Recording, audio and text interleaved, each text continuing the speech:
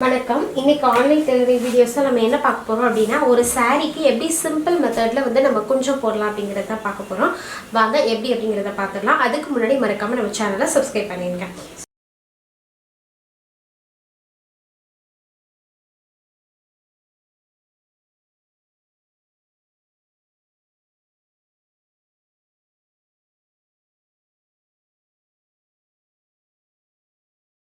இப்போ நம்ம எப்படி அப்படிங்கிறத ஸ்டார்ட் பண்ணிடலாம். ஃபஸ்ட்டு குஞ்சம் போடுறதுக்கு உங்களுக்கு என்னெல்லாம் வேணும் அப்படிங்கிறத பார்த்துடலாம். ஃபஸ்ட்டு வந்து இந்த மாதிரி ஒரு பெரிய ஊசி, இது பாயிண்ட் ஊசி அப்படின்னு சொல்லுவாங்க. ஸோ இந்த மாதிரி ஒரு பெரிய ஊசி எடுத்துக்கோங்க. இன்னொன்று வந்து ஏதாவது ஒரு சீப் எடுத்துக்கோங்க. ஏன்னா உங்களுக்கு கரெக்டாக அந்த வந்து குஞ்சத்திலோட அந்த நூலில் வந்து சரியாக எடுத்து விடுறதுக்கு வந்து இது யூஸ்ஃபுல்லாக இருக்கும். ஸோ இந்த ரெண்டும் போதும். இப்போ இது ரெண்டையும் எடுத்துகிட்டு நமக்கு சீப்பு இப்போதைக்கு தேவையில்லை, அதனால் ஃபஸ்ட்டு இதை வச்சிடலாம். வச்சுட்டு இந்த மாதிரி ஏதாவது ஒரு வெயிட் ஒரு பிளேஸில் உட்காந்துக்கலாம், இல்லை நின்றுக்கலாம். உங்களோட கம்ஃபர்ட் எடுத்துகிட்டு சாரீ இந்த மாதிரி ஃபோல்ட் பண்ணிக்கோங்க. ஃபோல்ட் பண்ணிவிட்டு ஒரு வெயிட் சாரீ மேலே இந்த மாதிரி வச்சுக்கோங்க. வச்சுட்டு இப்போ நம்ம ஸ்டார்ட் பண்ணிடலாம். நிறைய இது பார்த்திங்க அப்படின்னா சாரீ குஞ்சம் போடுறதுக்கு வந்து நம்ம ஒரு கடைக்கு போனால் ஈஸியாக அவங்க வந்து போட்டு கொடுத்துருவாங்க. ஆனால் நிறைய இடத்துல வந்து அதுக்கு டைம் ஆகும் அப்படின்னு சொல்லி நிறைய பேர் அதுக்கு வெயிட் பண்ண மாட்டாங்க, அப்படி வாங்கிட்டு வந்துடுவாங்க. ஸோ வாங்கிட்டு வந்து கடையில் கொடுக்கும்போது ஒரு குஞ்சத்துக்கு வந்து ஒரு சாரீக்கு வந்து பார்த்திங்கன்னா 100 ரூபா 150 ரூபா வரைக்கும் இப்போ சார்ஜ் பண்ணுறாங்க. ஸோ அதை இப்போ வந்து பார்த்திங்கன்னா இது வந்து ரொம்ப சிம்பிள் பேசிக் மெத்தடில் வந்து நம்ம குஞ்சம் போடுறது. ஸோ இந்த மெத்தடில் வந்து நீங்கள் ட்ரை பண்ணி பாருங்கள், கண்டிப்பாக வந்து உங்களுக்கு ஈஸியாக இருக்கும்.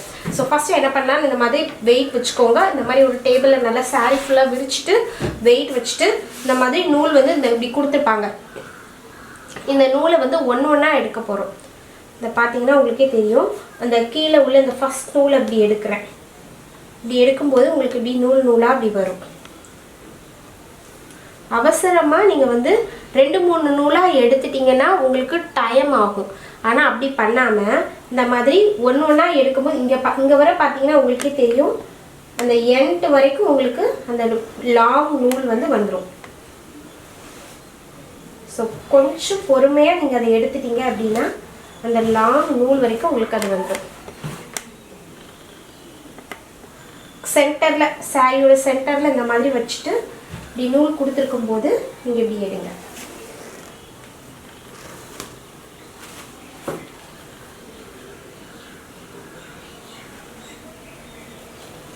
ஸோ ஒவ்வொரு நூலாக எடுக்கிறது தான் ஈஸி.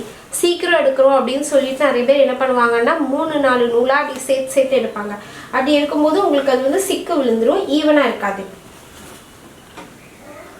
இந்த மாதிரி கைட்டு வராதுங்கிறதுக்காக தான் இதை எடுத்துட்டு பார்த்தீங்கன்னாலே தெரியும், சென்டர் பாயிண்ட்லேருந்து எடுக்கும்போது நமக்கு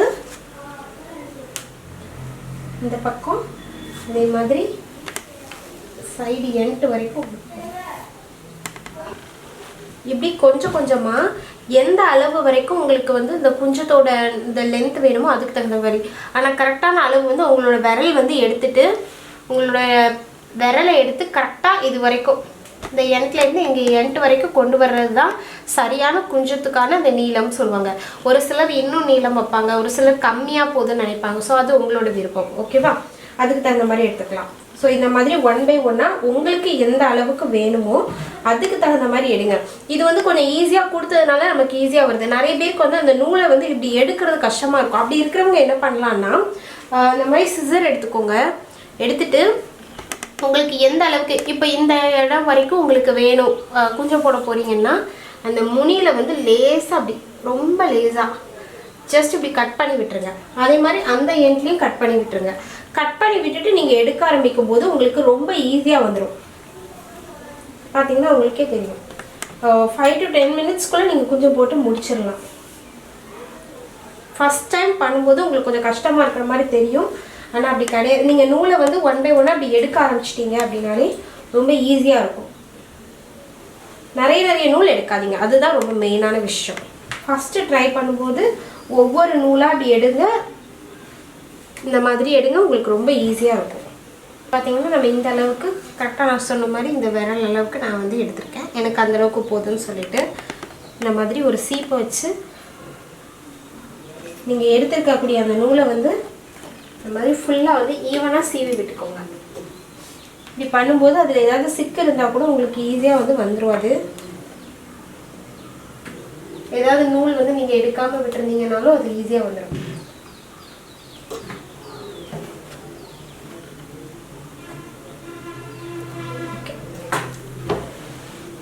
இருக்கும்.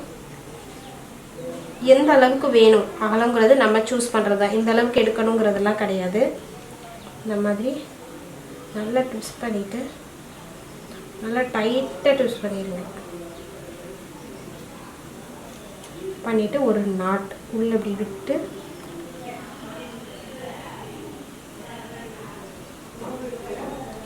நீங்கள் ஃபுல்லாக அப்படி ட்விஸ்ட் பண்ணிவிட்டு நீங்கள் போட்டிங்கன்னா தான் அந்த நாட் வந்து டைட்டாக இருக்கும். இல்லை அப்படின்னா அது கொஞ்சம் கேப்பாக தெரிகிற மாதிரி இருக்கும், கலண்டுடும்.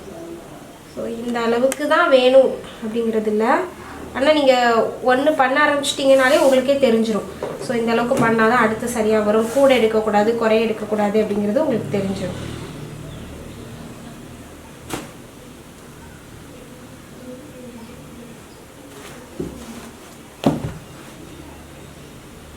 அதே மாதிரி ஒரு முடிச்சு நீங்கள் எங்கே போடுறீங்களோ அங்கே தான் மற்ற முடிச்சும் போடணும். மேலே இறங்கி இருக்கக்கூடாது. நீங்கள் ஒரு 2 இது இப்படி நாட் போட்டு பார்த்துட்டிங்கன்னா உங்களுக்கே தெரிஞ்சிடும் எப்படி போடணும் அப்படிங்கிறது.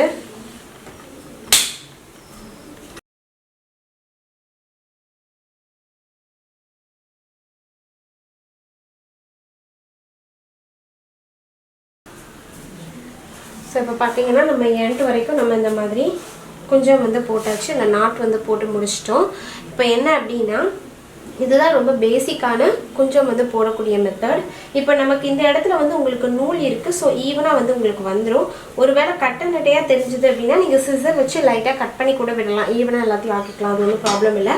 அதே மாதிரி இந்த மாதிரி சில்க் நூல், இது வந்து நார்மல் குள்ள நூல். இது வந்து சில்க் நூல் வரும்போது உங்களுக்கு பார்க்குறதுக்கு இது என்ன இப்படி இருக்குது, இந்த இது இப்படி இருக்கேன்னு உங்களுக்கு தோணும். அது ஒன்றும் ப்ராப்ளம் இல்லை. இந்த மாதிரி உங்களுக்கு இருந்தது அப்படின்னா கம் இருக்குல்ல, கம்மை வந்து நீங்கள் இப்படி ஜஸ்ட் இப்படி எடுத்து இதில் ஃபுல்லாக நீங்கள் வச்சிட்டிங்க அப்படின்னா ஒட்டிக்கிடும். ஆனால் நீங்கள் இது ஒன் டைம் நீங்கள் இந்த சாரீ வியர் பண்ணிங்கனாலே இது எல்லாமே சேர்ந்து அப்படி கரெக்டாக வந்துடும். ஒன் டைம் வாஷ் பண்ணாலே வந்துடும். ஸோ அதனால் இது கம்பல்ஷன் கிடையாது.